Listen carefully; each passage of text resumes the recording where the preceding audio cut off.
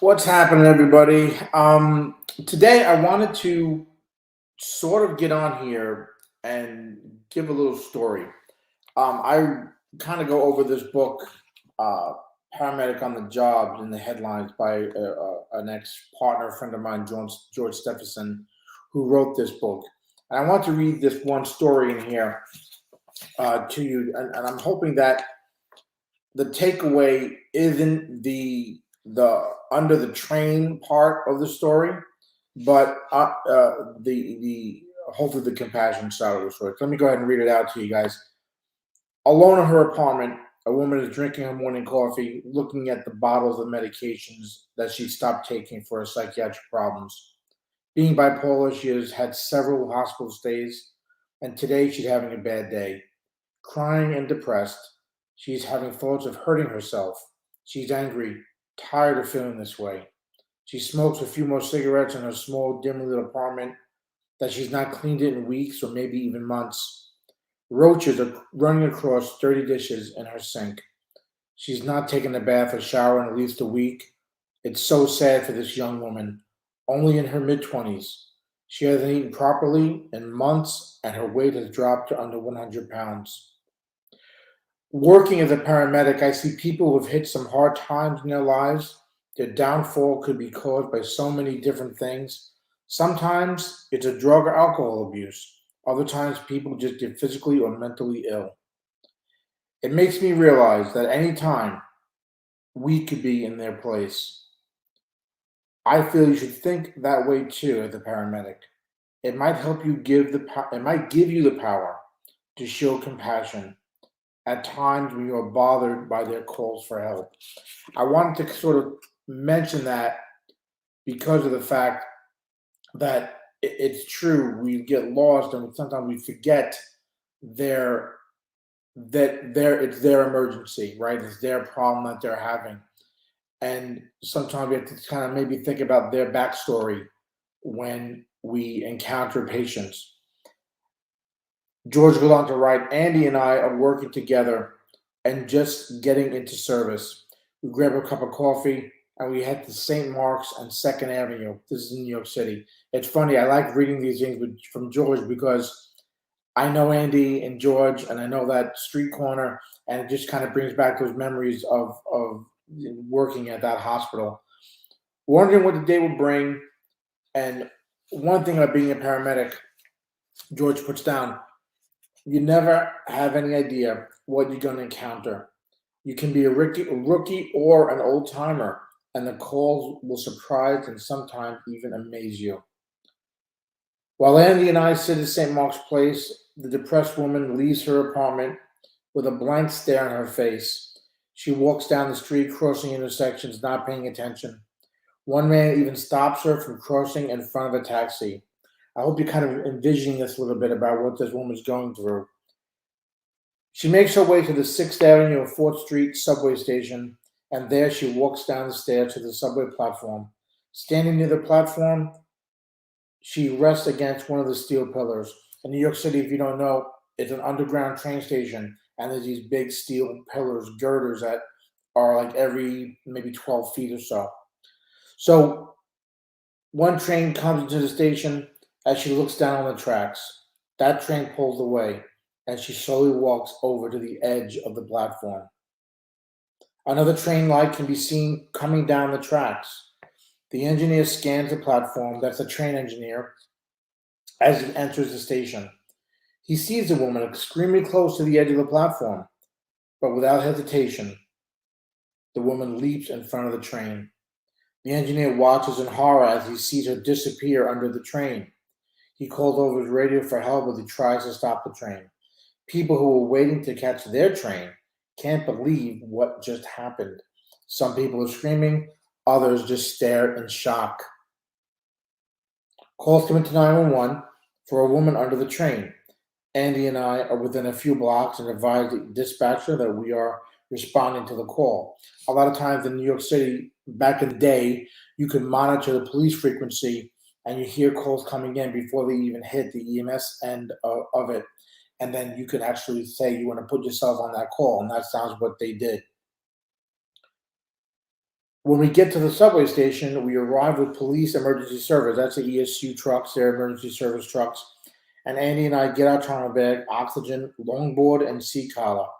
Remember the days with the longboard and sea collar? And we rush down the stairs. There are several tracks to choose from, but fortunately, bystanders are directing us, and we get to the platform and they show us where the woman was when she jumped. We can't see her because the platform is flush with the train. Between the cars of the train and where they couple together, there is enough space to climb under. The power is confirmed down, meaning the third rail of the train track. They have to turn the power off so it's safe for us to go on the tracks and look to see what's going on. The emergency service police are ahead of us, and the cops see that the woman is lying in the middle of the tracks. We are right behind them with the equipment. Over 5 train cars passed over her before the engineer managed to stop the train. We crawl under the train to get to her. Not many people get to experience of seeing a subway train from this view. It's dirty and a bit dangerous. I'm going to tell you, there was once or twice where I had to do that, and there was one point where I wore a white shirt, and it wasn't very white when I got done with that call.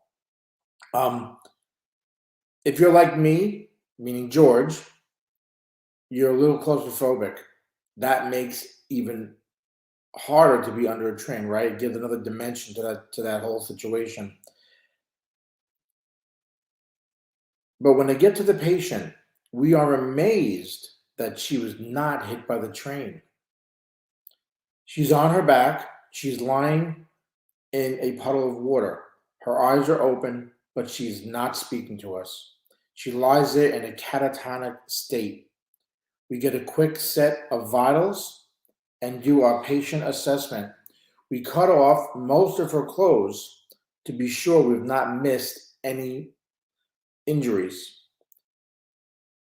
Amazingly, she doesn't have any obvious signs of trauma, but they do the board, they do the collar act. Okay, back in the day, that's what you did. Even today, I think you would still put a patient like that on a board just to carry them, get them out of that situation, not so much to splint them, right? So when they're done doing that, they consider her mechanism. She did jump off the platform, which is about 4 feet. If you're standing down on the tracks, the train platform is about 4 feet up.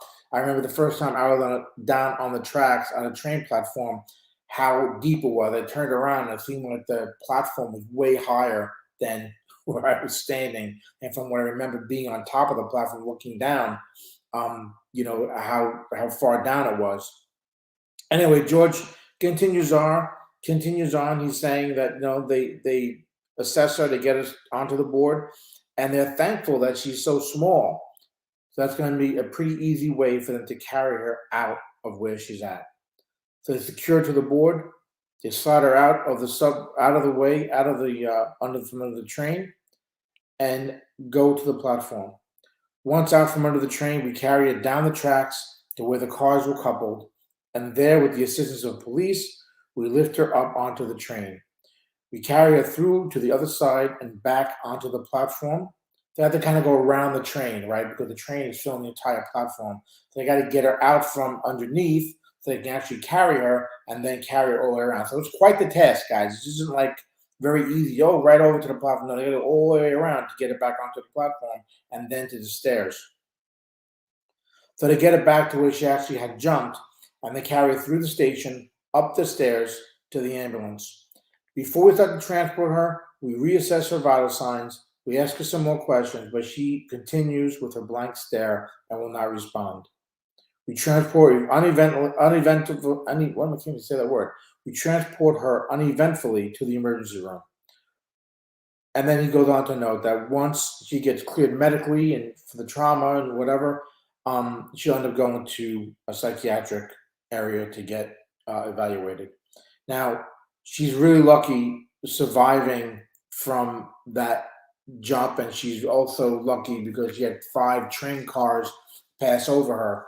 And this is one of those calls that we had to be prepared for, right? We get so many calls, guys, in EMS where we are just day-to-day mundane stuff, but we have to be ready for anything.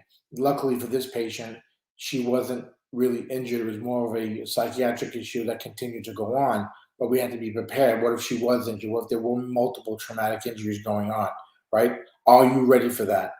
I hope you are. I hope you're studying. I hope you stay on top of things.